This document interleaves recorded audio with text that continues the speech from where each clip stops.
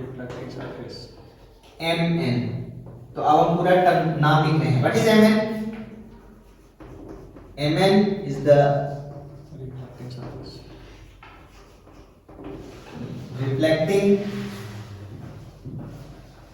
Surface. और हमको wave front wave theory की हेल्प से क्या करना है? रिफ्लेक्शन ऑफ लाइट दिखाना है। तो रिफ्लेक्शन ऑफ लाइट को दिखाने के लिए हम लोगों को क्या करना पड़ेगा? हम लोगों की angle I equal to angle R दिखाना पड़ेगा। और हमको इस केस में कैसा इंसिडेंस कराना होगा? Oblique incidence. वेव फ्रंट का भी कैसा इंसिडेंट कराएंगे? ऑब्लिक। क्योंकि ऑब्लिक जब कराएंगे तभी कुछ ज्योमेट्री की हेल्प से हम दिखा पाएंगे कि एंगल आई और एंगल आर क्या है? बराबर है।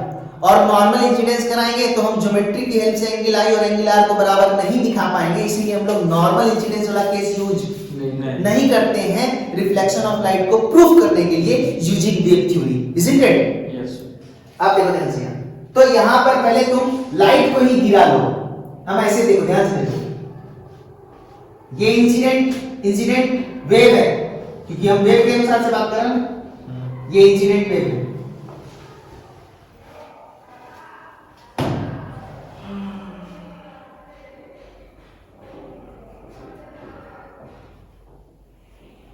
और इसका नाम दे रहे हैं ए बी।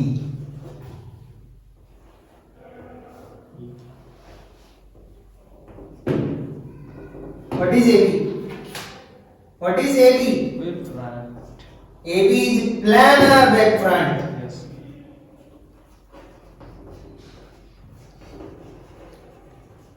एंड ऐसा ही इंसिडेंट क्यों करा है? ऑब्लिक इंसिडेंसी क्यों करा है वेव फ्रंट का? क्योंकि हम ज्योमेट्री के हेल्प से इसको प्रूफ करेंगे, इसीलिए हम इसको ऐसा करा रहे हैं।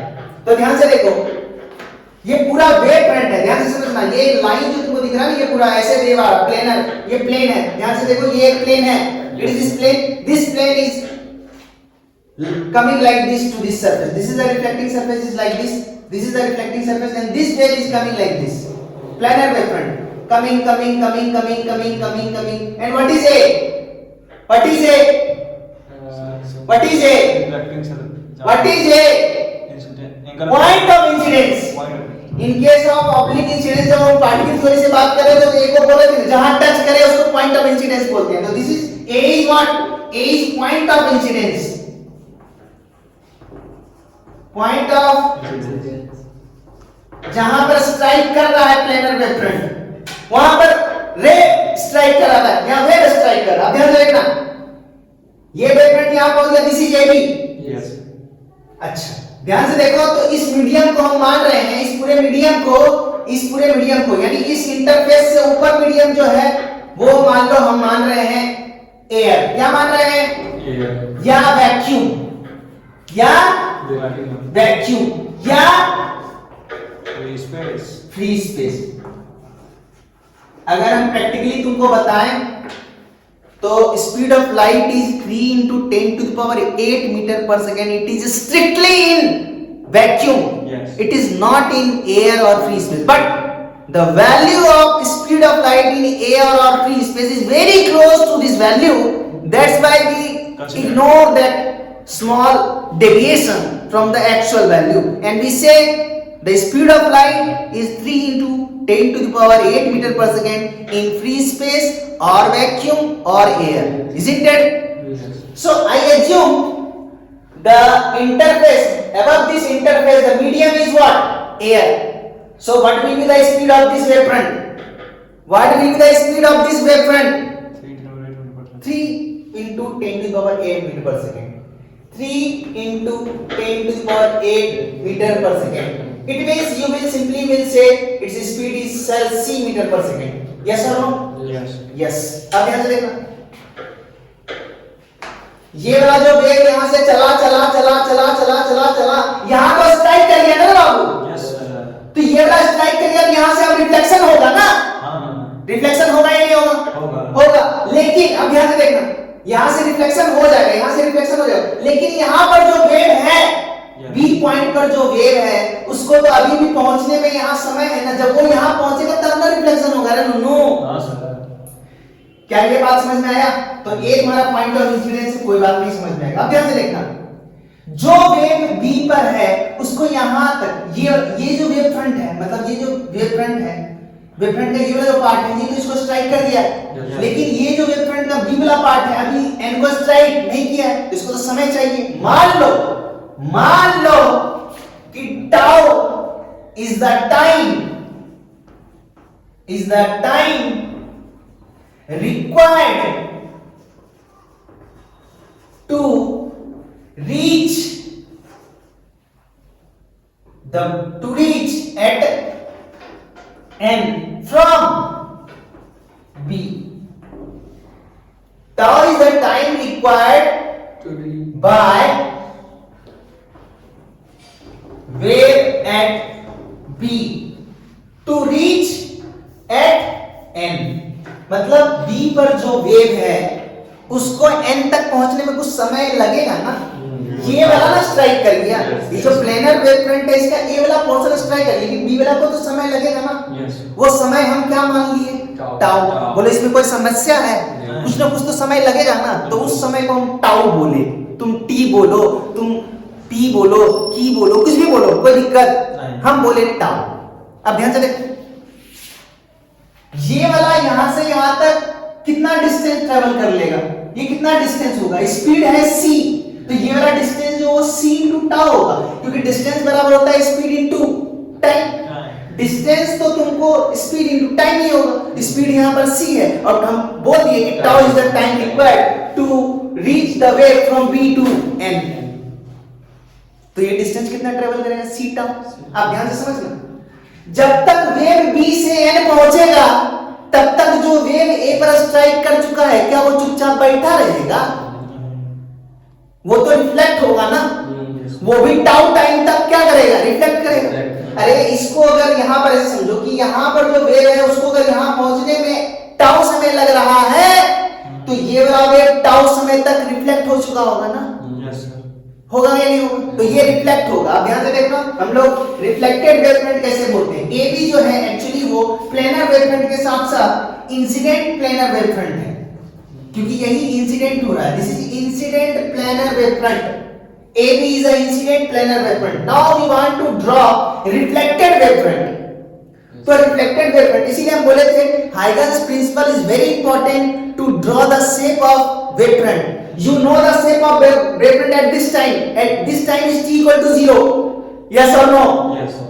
And after time t equal to tau, this wave reaches to this wave, and this wave will be reflected back. Means after t is equal to tau time, how to draw wave front? You know the shape of wave front at t equal to 0. This is t equal to 0. This is the position of t equal to 0. है या नहीं भाई? Yes. क्या मेरा बात समझ आ रहा है? This is the time t equal to 0. इसके बाद यहां से आने में टाउ टाइम लगा ना। Yes. लेकिन तब तक टाउ समय तक क्या ये चुपचाप यहीं बैठा रहेगा? इसका इंतजार करेगा कि तुम आओ? नहीं। ये तो रिफ्लेक्ट हो जाएगा ना। Yes, sir. तो इसके लिए तुमको क्या करना पड़ेगा? रिफ्लेक्ट जब होगा, यानी कहने का मतलब t equal to 0 पे तुमको शेप ऑफ वेव फ्रंट पता है। Yes. ये इंसिडेंट वेव फ्रंट है। तो टाउ टाइम के बाद कैसे वेव फ्रंट ड्रॉ करते हैं? तो हम बोले थे, ध्यान से देखो, इस पॉइंट को क्या मान लेंगे? सेंटर। और टाउ टाइम में कितना डिस्टेंस ट्रेवल कर लेगा वेव? c tau. तो यहां वाला ये तो यहां से यहां आया, लेकिन इतना समय में ये यहां से यहां आया, तो ये कितना डिस्टेंस ट्रेवल कर लेगा? c tau. तो इसको सेंटर मानकर एंड c टाउ को रेडियस मानकर आप क्या ड्रॉ कर लीजिए? एक स्फीयर ड्रॉ कर लीजिए। यही सीखा कल वेव बकलूला। वेव फ्रंट ना ड्रॉ करेंगे सर। ठीक है, तो हम क्या किए, यहां से एक c टाउ का रेडियस का एक स्फीयर ड्रॉ कर लिए। और नीचे क्यों नहीं किए? क्या समझ में आया बात? क्योंकि बैकवर्ड वेव फ्रंट एग्जिस्ट नहीं करता है using the assumption of Huygens principle, isn't it? So this is the sphere. और हम क्या करेंगे, जब देखो यहां से जो वेव चला होगा वो कहीं ना कहीं तो पहुंचा होगा, या तो यहां पहुंचा होगा, या तो यहां पहुंचा होगा, या तो यहां पहुंचा होगा, या तो यहां पहुंचा होगा। हां या ना? हां। तो हम कहना ये चाहते हैं कि ये स्फीयर है जिसका रेडियस यहां से कितना है? c टाउ है। तो जब वेव b से cn पहुंचा तो ये वाला वेव भी ये वाला वेव भी टाउ टाइम में कितना डिस्टेंस ट्रेवल कर लेगा, उतना ही जितना कि ये ट्रेवल कर रहा है सी टाउ। तो इसीलिए हम क्या किए, सी टाउ का एक स्फीयर ड्रॉ कर लिए। अब ध्यान से देखना, जब तक वेव यहां से यहां पहुंचेगा टाउ टाइम में, तब तक यहां वाला वेव यहां पहुंच जाएगा कि नहीं पहुंच जाएगा। तो हम क्या किए, यहां पर एक रेडियस ऐसे बना दिए।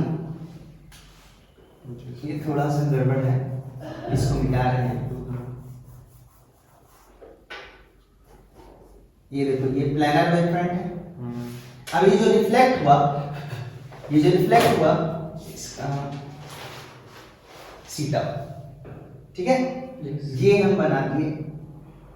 और इस पॉइंट से जो बोले थे ना कि कॉमन टेंजेंट ड्रॉ करते हैं, ध्यान से देखना, बोल रहे थे ना कि हर पॉइंट से एवरी पॉइंट, हाइगन्स प्रिंसिपल का सबसे इंपॉर्टेंट बात क्या था, the important statement by the Huygens principle is only that every point on the incident wave, or every point on any wave front acts as a source for secondary wave front, incoming wave front. जो भी आने वाला wave front है उसके लिए कैसे की तरफ, किसके तरफ बिहेव करता है, सोर्स की तरफ बिहेव करता है। अब ध्यान से देखना, ये वाला वेव यहां से यहां चल दिया, हम तो केवल दो पोजीशन तुमको दिखाए ए और बी, लेकिन बहुत सारा पॉइंट होगा ना, ये वाला भी पहुंचेगा, ये वाला भी पहुंचेगा, ये वाला भी पहुंचेगा, ये वाला भी पहुंचेगा।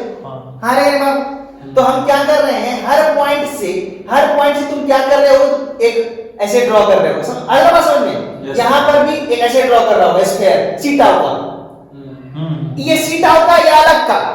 अरे इसको अगर टाउ टाइम लगा है तो यहां पर से एकदम समझना मेरा बात को, ये बहुत इंपॉर्टेंट बात है, अगर समझ गया तो समझना कि डायग्राम समझ गया। ध्यान से देखो, हम क्या बोले कि हम इंसिडेंट वेव फ्रंट में केवल दो ही वेव का बात कर रहे हैं, एक वेव जो कि ए पर है और दूसरा वेव जो बी पर है। तो हम बोले कि बी पर जो वेव है वो एंड पे पहुंचने में टाउ टाइम लगा, तब तक ये बैठा थोड़ी रहेगा, तब तक ये रिफ्लेक्ट हो चुका और कितना डिस्टेंस ट्रैवल कर लेगा, सी टाउ, क्योंकि इसका स्पीड तो उसी मीडियम में सेम है, तो ये सी टाउ डिस्टेंस। तो हम क्या किए, इसको सेंटर मानकर, इसको क्या मानकर, सेंटर मानकर सी टाउ का हम एक स्फीयर ड्रॉ कर दी। हम एक स्फीयर ड्रॉ कर दी, ये वाला लाइन हम बाद में ड्रॉ करेंगे, हम एक स्फीयर ड्रॉ कर दी। बोले बात समझ आए यहां तक। लेकिन अगर हम दूसरे वेव का, दूसरे पॉइंट का अगर तुमको बात बोले, अगर वेव हम यहां पर इस कलर, ये कलर दिख रहा है, देखो ध्यान से, हाँ, इस ये मान लो बी डैश है, इससे ज्यादा नहीं दिखा सकेंगे हम, क्योंकि किसमिस हो जाएगा। ध्यान से देखना, हम बी डैश एक और समझा रहे हैं, बी डैश वाला वेव को यहां ये भी चलेगा और पहुंचेगा इस तरह से। तो इसको अगर टाउ टाइम लगा है तो इसको कितना टाइम लगेगा, कितना समय लगेगा? क्या ये वाला डिस्टेंस और ये वाला डिस्टेंस बराबर है? नहीं, हाँ बराबर है, दिख रहा है बराबर, बराबर तो ना है सर। तो हम कहना ये चाहते हैं कि ये वाला कुछ समय के बाद पहुंचेगा नहीं, हाँ, उतने समय में ये वाला पोर्शन, जब हम इसका वाला ये कंसीडर किए थे, इसका वाला ये वाला कंसीडर करेंगे, हाँ, तो यहाँ पर भी तुम क्या करोगे, हर पॉइंट पे तुमको क्या करना पड़ेगा, मतलब तुम इस तरह से ऐसे ले ली, इस पॉइंट पे भी क्या करोगे, एक सीटा होगा ऐसे, फिर इस पॉइंट पर कैसे, फिर फाइनली क्या करेंगे, कॉमन टेंजेंट ड्रॉ कर देंगे। क्या कर देंगे, एक कॉमन टेंजेंट ड्रॉ कर देंगे। ये कल हम तुमको डायग्राम और अच्छे से बना के दिखाएंगे, ठीक है, बड़ा डायग्राम। अभी फिलहाल क्या समझ में आया थोड़ा वो जो हम कहना चाह रहे हैं, ठीक है। तो तुम इसको और इसको केवल देखो, यहाँ और यहाँ से जब यहाँ पहुंचेगा तो यहाँ से सिंपली तुमको कॉमन टेंजेंट ड्रॉ करना है। यहाँ क्यों, क्योंकि यहाँ वाला वेव जो है वो तो यहाँ पहुंचेगा ही टाउ टाइम, उसके बाद रिफ्लेक्ट होगा। हम टाउ रिफ्लेक्शन तो इस जगह हो चुका होगा ना, ये वेव को कम समय लगेगा, इस वेव को और कम समय लगेगा। इस वेव को अगर टाउ समय लग रहा है, ये डिस्टेंस और ये डिस्टेंस अलग-अलग है भाई, mind it. This distance and this distance is different because the wave eight b dash will reach n dash and it will not take tau time. It will take some time less than tau second.